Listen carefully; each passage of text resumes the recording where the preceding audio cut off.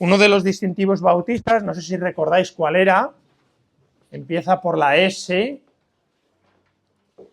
separación, no del hombre y de la mujer, sino ¿de qué?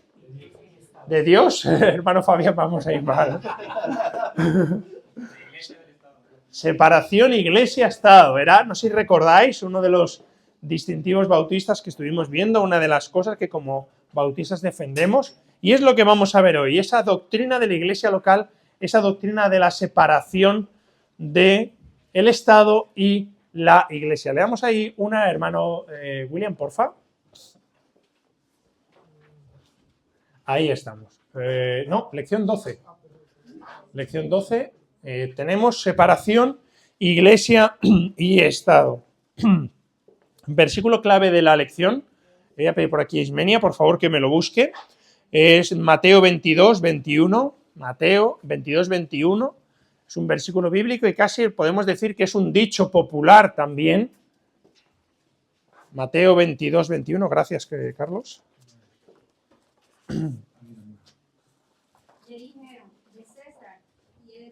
Algo lejano para nosotros, es como una cosa como carca, como antigua, como algo del pasado, ese ejemplo de monarca, sacerdote o monarca líder de la iglesia.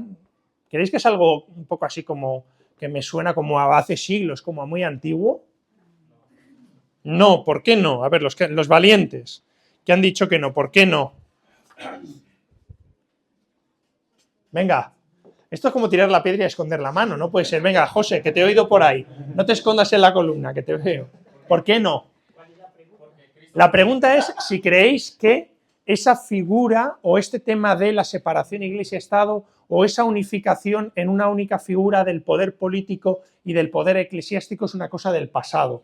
Esa idea como de coger y decir, me está viniendo aquí el emperador Carlomagno, alguna cosa de esas así que ostentan poder político y poder religioso. O el rey Enrique VIII. Por ejemplo, bueno, lo del rey Enrique VIII sería para coger y hacer una lección única sobre ellos. El rey Enrique VIII fue un rey inglés, no sé si lo sabéis, que estuvo casado ¿con quién estuvo casado el rey Enrique VIII? Bueno, estuvo casado con varias, ni primera ni segunda, con varias. Bueno, la primera de ellas, que lo sepáis, era una princesa española, Catalina de Aragón, la hija pequeña de los reyes católicos, antes ha comentado el pastor hablando de Segovia, y como consecuencia de ese matrimonio, Enrique VIII cogió y se quiso divorciar de Catalina de Aragón, diciendo, porque Catalina de Aragón se había casado con su hermano Arturo, con un hermano mayor, pero ese hermano murió y luego se casó con Enrique VIII. Pero a lo que voy, queriéndose casar, el Papa le dijo que no, porque quería casarse con una tal Ana Bolena, no sé si lo conocéis, y entonces lo que hizo es decir, como el Papa no se quiere separar, no me da mi separación, lo que hago es separarme yo del Papa, y creó la Iglesia Anglicana. La Iglesia Anglicana, por ejemplo, es un ejemplo de la no existencia de separación Iglesia-Estado, porque a partir, ahí vamos también, porque a partir de ese momento en Inglaterra tenemos el ejemplo de la Iglesia o del Estado que controla la Iglesia, porque el rey de Inglaterra, nuestro o suyo, Carlos, es además el cabeza de la Iglesia Anglicana. Pero hay otros ejemplos, con lo cual estamos viendo que ese tema no es un tema antiguo, es un tema totalmente vigente. La Iglesia de Inglaterra, el cabeza de la Iglesia es el rey. Tenemos otro ejemplo que ha hecho también el hermano José, es en el Vaticano, el Estado más pequeño del mundo, donde su gobernante es el Papa. Es el líder de la Iglesia Católica, pero también el gobernante del Vaticano. Pero tampoco tenemos que irnos a cosas un poco tan exageradas. Hay estados que son aconfesionales y estados que son confesionales. Por ejemplo, España es un estado laico, aconfesional, o Estados Unidos también, u otros muchos estados. Pero, por ejemplo, los países nórdicos, que parece que son un poco así como ese modelo de modernidad y tal, Dinamarca es un país confesional, de confesión luterana. Es un país que en su constitución está puesto la confesión luterana. Islandia, por ejemplo, también. Finlandia no lo sé. Escocia, por ejemplo, también tiene confesión presbiteriana. Escocia, ¿vale? Sabéis que Escocia pertenece al Reino Unido, pero Escocia como tal tiene una confesión presbiteriana. Por ejemplo, Marruecos, que ha estado el pastor y algún otro también, está en su constitución, el monarca es el líder tanto político como religioso. Es decir, estos temas es algo que no es ni mucho menos ajeno, lejano a lo que existe hoy en día. Hay muchos ejemplos que puede haber aquí. Hay otros ejemplos donde en el Estado solo se tolera una única religión. El Estado del Vaticano es uno de ellos, solo se tolera la religión católica, pero hay otros estados, sobre todo islámicos, donde solo se tolera la religión islámica.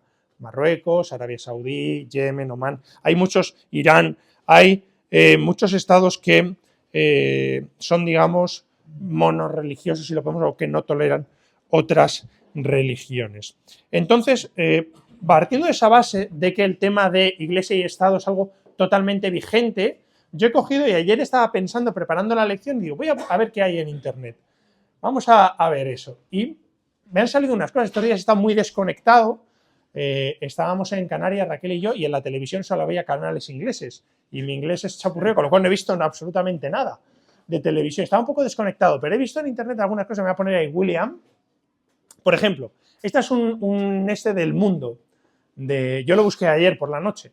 El Vaticano habla de intercambio de opiniones sobre inmigración tal, y sale aquí el vicepresidente de Estados Unidos, J.D. Vance, hablando con alguien del Vaticano, ¿vale? Un cardenal o quien sea. El vicepresidente de Estados Unidos se convirtió al catolicismo en 2019, ¿vale? Entonces aparece aquí esta noticia de, oye, cierta vinculación, aunque no sea directamente el Estado, pero es un representante muy importante de un Estado confesional como puede ser Estados Unidos. Hay otra noticia que había mandado yo, lo tenemos ahí, hermano.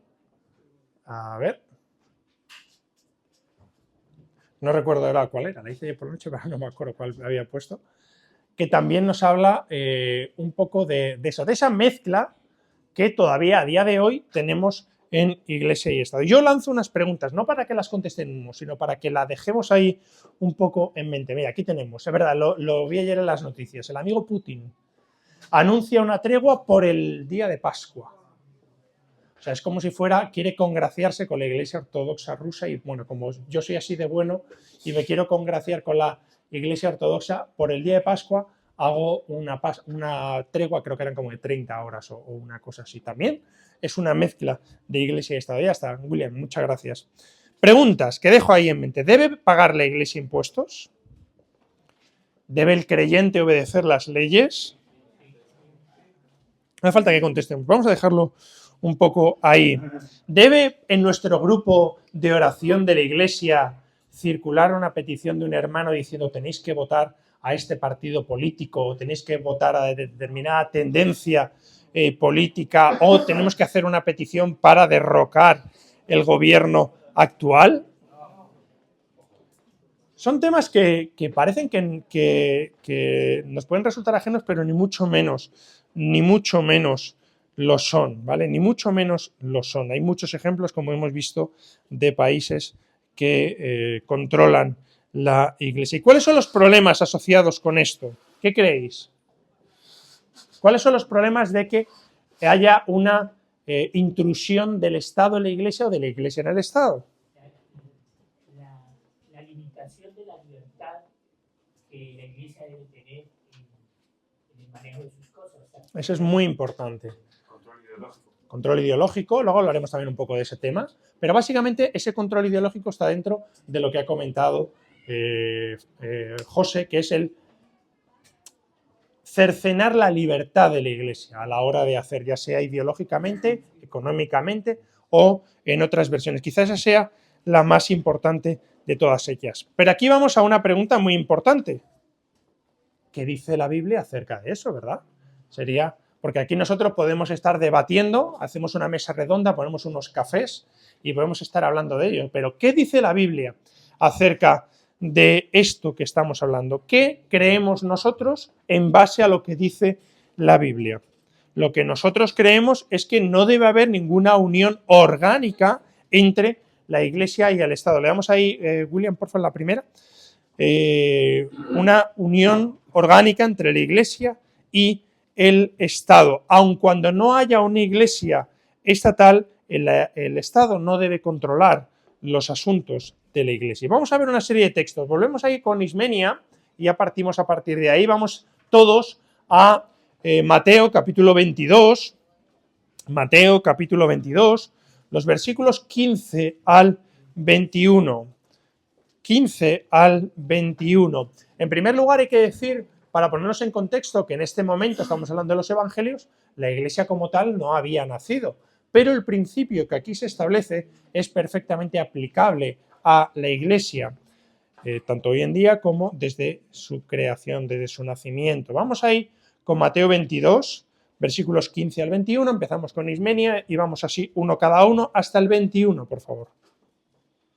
Entonces se fueron los fariseos y consultaron cómo sorprenderle en alguna palabra.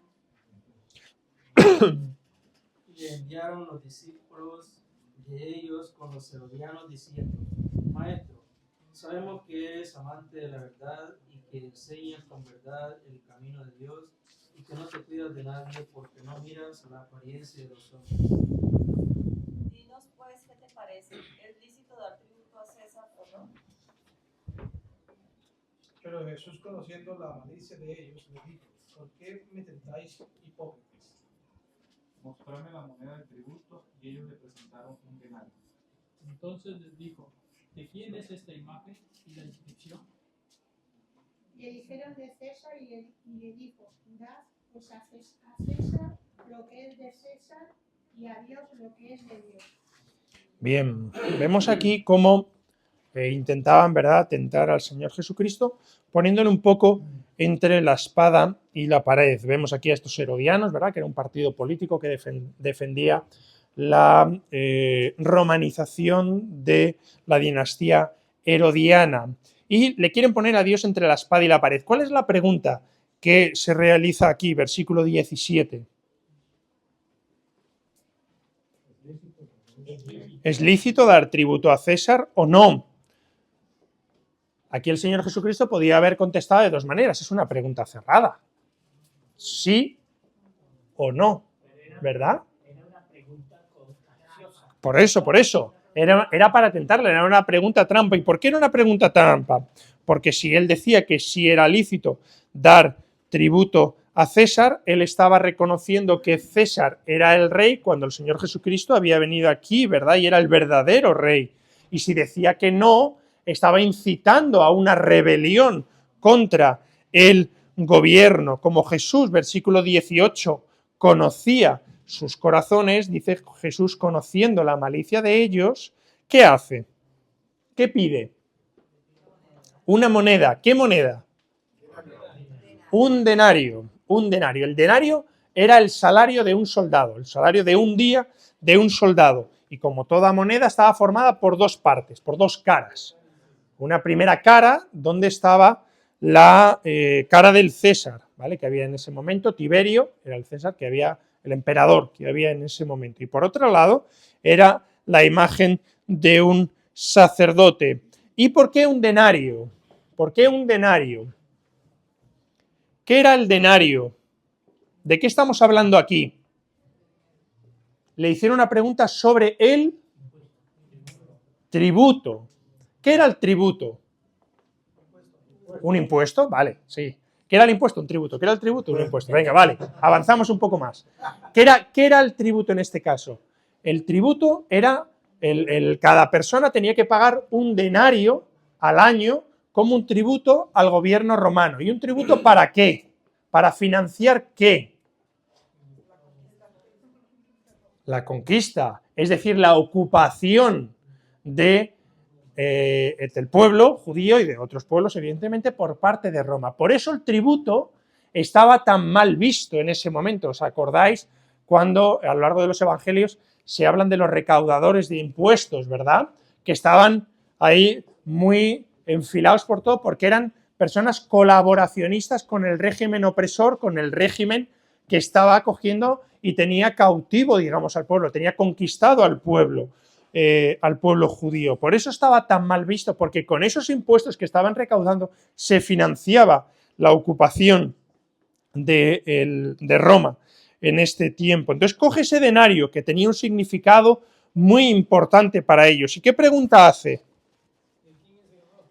¿De quién es el rostro que hay en la moneda y de quién es la inscripción? ¿Y cómo contesta aquí el Señor Jesucristo? Versículo 21, que es la clave de todo esto. Dar al César lo que es del César y a Dios lo que es de Dios. Por lo tanto, aquí está estableciendo Cristo una determinada doctrina, una determinada enseñanza, que es correcto pagar los impuestos al César, pero también cada uno debe dar a Dios lo que a Dios le pertenece, lo que a Dios le pertenece. ¿El cristiano debe de rendir obediencia a sus gobernantes? Sí, ¿verdad?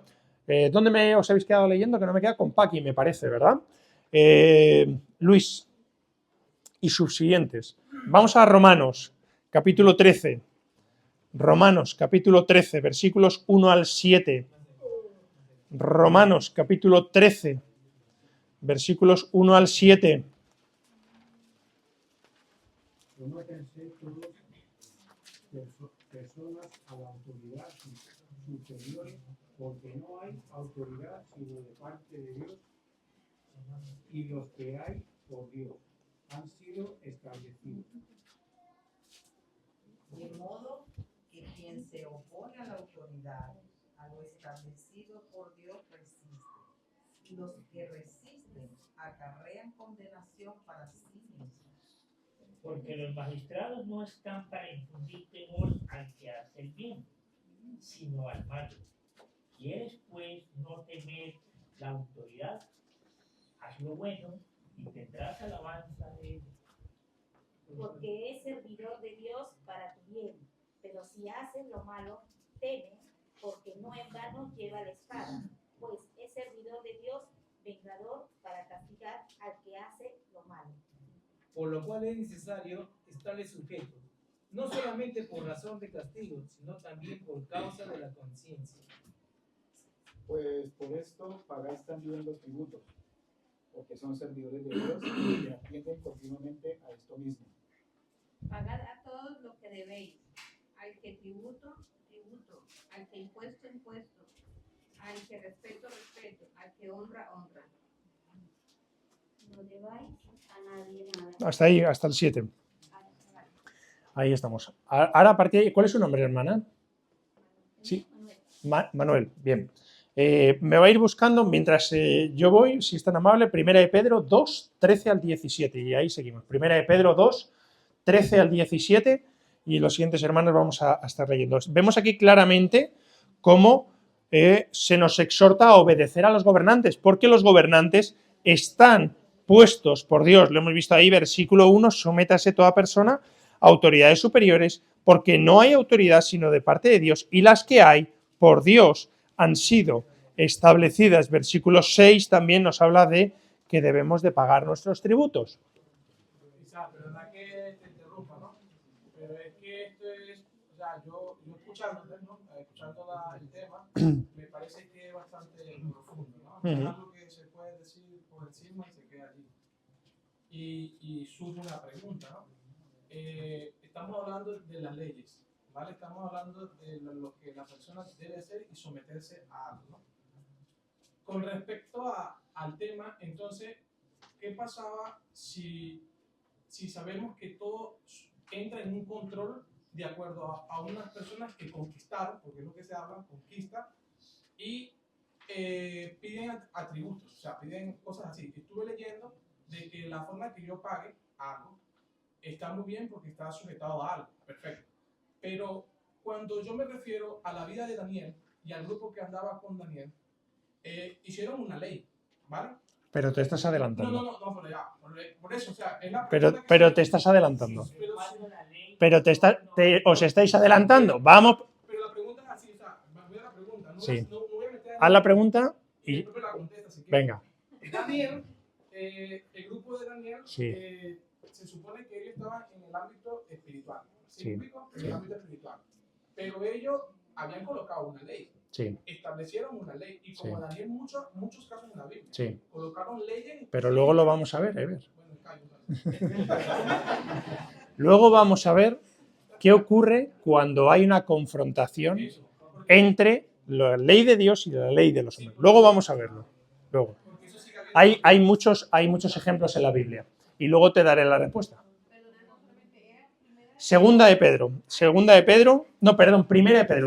Primera de Pedro, capítulo 2, Primera de Pedro 2, 13 al 17. ¿Vale? Lo que estamos viendo es que, porque luego eso tiene una doble lectura, y es que, bueno, es que yo creo que esta ley va en contra de Dios, entonces no la hago. Luego vamos a hablar hablaremos de eso. Además hay muchos ejemplos en la Biblia. Pero el principio que tenemos aquí es que los gobernantes están puestos por parte de Dios y por lo tanto debemos de tener ese respeto y debemos de cumplir con las leyes que establecen esos gobernantes, salvo en algunos casos que luego veremos. Primera de Pedro 2, 13 al 17. Por causa del Señor, someteo a toda institución humana, ya sea el rey como a superior. Ya a los gobernadores como por el enviados para castigo de los malhechores y alabanza de los que hacen bien. Porque esa es la voluntad de Dios, que haciendo bien hagáis callar la ignorancia de los hombres insensatos. Como líderes, porque no como los que tienen la libertad como pretexto para hacer lo malo, sino como siervos de Dios. Ahí habla mucho de eso, como libres, pero no como teniendo la libertad como pretexto para hacer lo malo. Tiene que ver un poco también con lo que has comentado antes. Entonces, está claro que debemos rendir obediencia al César en el reino del César, pero también las cosas que pertenecen a Dios son cosas que pertenecen a Dios y no pertenecen al César. Por lo tanto, estamos estableciendo aquí dos esferas totalmente diferenciadas, dos esferas totalmente separadas. La esfera terrenal o de Dios y la esfera terrenal del gobierno terrenal y la esfera espiritual y que sería la de Dios, ¿de acuerdo? La esfera celestial. Cada uno tiene su propia autoridad y hay que obedecer cada una de ellas, pero están separadas. Hay una separación entre lo que sería esa esfera terrenal y esa esfera celestial. En nuestro mundo de hoy, la Iglesia es la forma visible del reino de Dios. Por lo tanto, viene aquí muy establecida la separación entre la Iglesia y el Estado. Son dos esferas totalmente distintas y debemos dar al César lo que es de César, al gobierno, obedecer las leyes. Ha quedado claro que están puestos los gobernantes para ese control nuestro, ¿verdad? Para esa obediencia, pero a Dios lo que es de Dios y son esferas totalmente separadas. Vamos con el siguiente texto, nos hemos quedado ahí atrás, continuamos con Noris. Vamos al Evangelio de Juan, capítulo 18. Evangelio de Juan, capítulo 18. Versículos 28 al 40. Evangelio de Juan, capítulo 18, versículos 18 al 40. 18, 28, 28 hasta el 40. Empezamos ahí con Noris y continuamos. Bien. Vemos ahí este texto, un texto muy de Semana Santa, ¿vale? Estamos ahí con Jesús delante de Pilato y el versículo clave es el versículo 36. Versículo clave, versículo 36. Si vamos un poquito para atrás, vemos cómo Pilato le hace una pregunta a Jesús y le dice, ¿eres tú rey de los judíos? Versículo 33. Jesús le dice, ¿dices tú esto por ti mismo o te lo han dicho de mí? Y Pilato le responde, ¿soy yo acaso judío? Es decir, Pilato se está previamente lavando las manos y está diciendo, oye, yo no soy judío, yo no conozco vuestras costumbres, no me hagas a mí esa pregunta. Y ahí vamos al versículo 36, donde vemos de nuevo ese principio de separación Iglesia y Estado. ¿Cómo responde Jesús? Mi reino no es de este mundo, ¿verdad? Mi reino no es de este mundo. Aquí lo primero que estamos viendo aquí, que es continuación de lo que hemos visto antes, es que Jesús se reconoce a sí mismo como rey. ¿Vale? Habíamos visto antes, cuando hemos visto el tema de dar al César lo que es del César y a Dios lo que es de Dios, que si Jesús hubiese respondido en ese momento a esa pregunta que hicieron los herodianos, ¿vale? Cuando decían si era lícito pagar impuestos o no, si le hubiera dicho que sí era lícito, estaba reconociendo como rey a César, cuando sabemos que el verdadero rey es Jesucristo. Aquí vemos como él de nuevo se reconoce a sí mismo como rey, como el rey, que sin embargo es un rey que no es de este mundo. Y es un rey que dice, porque si mi reino fuera de este mundo, ¿qué dice aquí el Señor Jesucristo? Mis servidores pelearían por mí, ¿verdad? Su reino no estaba sujeto a entidades políticas nacionales y tampoco provenía del maligno sistema mundano que es propio de Satanás. Su reino, además, y vemos aquí otra cosa importante, no se defendía por la fuerza. Si mi reino fuera de este mundo, mis servidores pelearían por él. Sin embargo, el reino del Mesías, el reino de Cristo, no se origina en el esfuerzo del hombre, no se gana por la fuerza, sino se gana, se vence, ¿vale? Venció a través del sacrificio de Cristo, ¿verdad? En la cruz. Él lo ganó de una manera poderosa y definitiva, que venció el pecado y este sistema mundano que hay aquí. Entonces, aquí se ve esa diferencia de nuevo que hemos visto en el texto anterior. Dos esferas totalmente distintas, una esfera mundana, terrenal, y una esfera celestial. Hay esa diferencia. El reino de Cristo no representaba una amenaza para el gobierno romano en ese momento ni para su identidad política, porque el reino de Cristo existía en una dimensión espiritual, en una dimensión celestial, ¿verdad? Este texto, de nuevo, insisto, nos informa acerca de esas dos dimensiones totalmente diferenciadas, dimensión terrenal, dimensión celestial. Vamos a otro texto y así vamos avanzando. Se ha quedado en Matías. Vamos con Chema, vamos a Hechos de los Apóstoles y ahí ya vamos a entrar en lo que hablábamos antes, Ever. Hechos de los Apóstoles, capítulo 5, versículos 17 al 29. Hechos de los Apóstoles, capítulo 5, versículos 17 al 29. Entonces, levantándose el sumo sacerdote y todos los que estaban con él, esto es, la secta de los saduceos, se llenaron de celos. No, continúa por ahí, por favor. Echaron la mano a los apóstoles y los pusieron en la cárcel pública. Mas un ángel del Señor, abriendo de noche las puertas de la cárcel y sacándolos, dijo: Estás perdida. Estamos en Hechos de los Apóstoles, capítulo 5, versículo 20, creo que nos hemos quedado, ¿no? 20. Vamos aquí. Carlos, porfa, vamos un capítulo más atrás. Hechos de los Apóstoles, capítulo 4, versículos 13 al 20.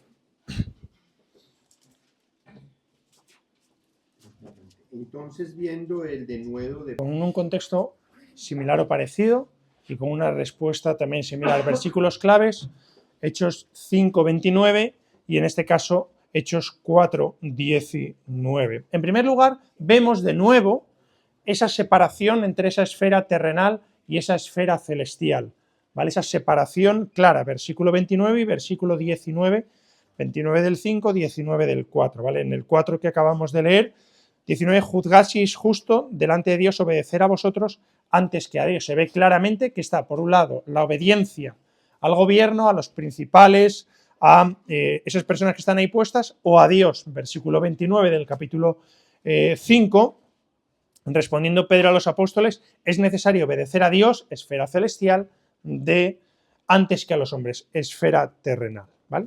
Dicho esto, que de nuevo queda aquí claramente establecido, vamos a lo que tú hablabas antes. ¿Qué ocurre si hay un choque entre lo que dice la ley del gobierno y lo que dice la ley de Dios? Pues aquí estamos viendo claramente la respuesta. La respuesta es que debemos de obedecer a Dios sobre todas las cosas, ¿vale? Hay muchos ejemplos en la Biblia respecto a esto. Me he quedado con... ¿Dónde me he quedado? Con Hans ha sido el último en leer. Es que no. Perdona. Ever ha sido el último en leer. Búscame por ahí detrás, Paqui, porfa. Bueno, no lo vamos a buscar porque si no vamos a perder tiempo, lo pongo yo. Éxodo. ¿Cuál era la ley? Ahora vamos con eso. ¿Cuál era la ley que puso Faraón? Éxodo, al principio, capítulo 1. No, Éxodo, capítulo 1, que puso Faraón. Matar a los niños, ¿verdad? De los judíos. ¿Y qué es lo que hicieron los padres de Moisés? Coger y desobedecer esa ley, porque iba en contra de la ley de Dios. Salvaron al niño, porque la ley de los hombres estaba en contra de la ley de Dios. Daniel, capítulo 6, versículos 6 al 10. ¿Cuál era la norma que había puesto, en este caso, el rey? Que no había puesto una estatua, ¿verdad?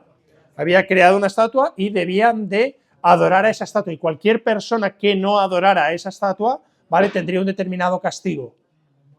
¿Qué hizo Daniel en este caso? Desobedeció. Él oraba, seguía orando al Señor 3 veces al día. ¿Y cómo lo hacía? En la intimidad, a oscuras, escondido, abría las ventanas, ¿verdad? Y oran. Con lo cual, aquí vemos otra vez el mismo criterio. Había una ley humana de los hombres del gobierno que estaba en contra de la ley de Dios. ¿Y qué debemos de coger y hacer? Obedecer a la ley de Dios.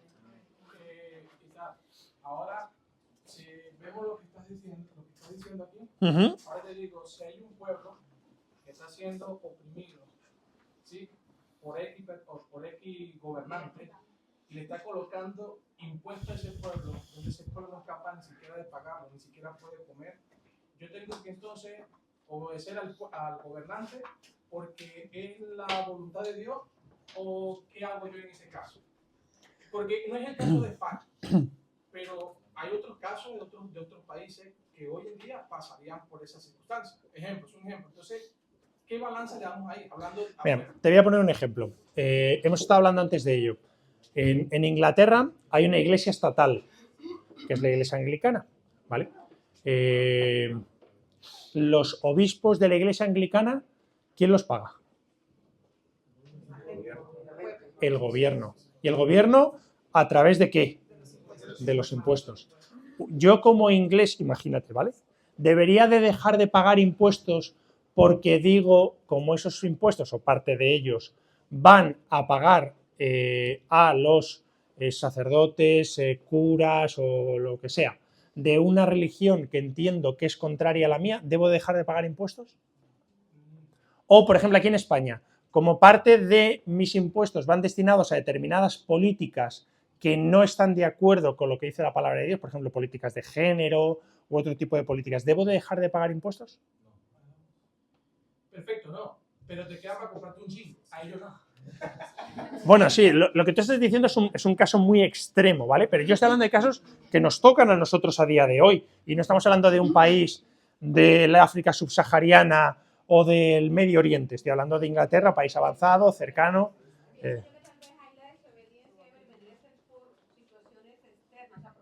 No porque quieras desobedecer la ley del gobierno, ¿sabes?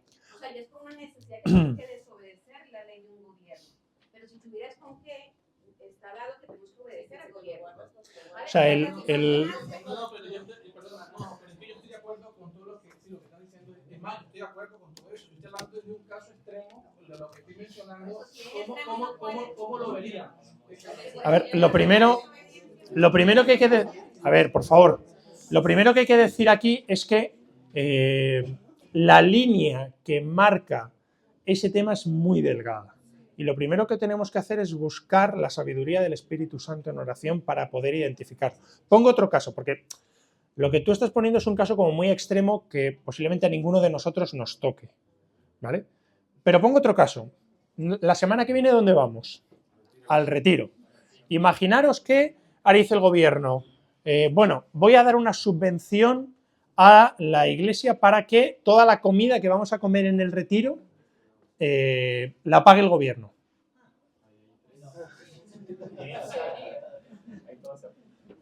¿Qué hacemos? ¿Qué hacemos? José, a ver, ojo. José dice, no aceptamos. Vivian dice, ¿por qué no? Como, fijaros que no estamos hablando de un pueblo indígena en no sé dónde, qué tal, que igual es un caso muy extremo. Estamos hablando de cosas del día a día, de una decisión que se nos puede, plantear ahora mismo.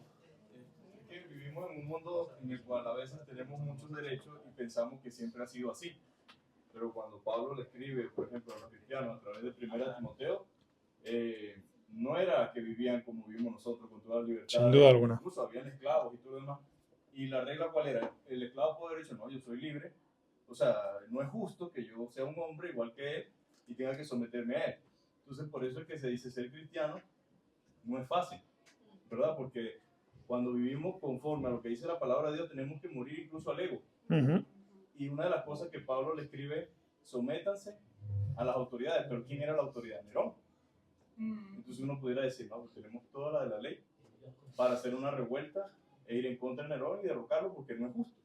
Entonces ahí es donde está el tema del cristiano interno, el debate de qué hago o qué haría el Señor. Entonces, por eso digo que la línea es muy fina, no nos vamos a poner en esa situación.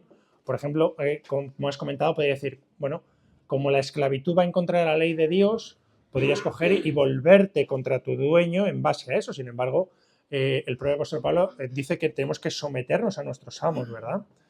En esa situación que hemos hablado, por ejemplo, que decía José taxativamente que no y Vivian decía por qué no, es una línea muy delgada que hay que respetar. Aquí una de las cosas que estuvimos cogiendo, y tan válido es lo de José como lo de Vivian, ojo, con una diferenciación en mi opinión, ¿vale? Que yo ahora diré.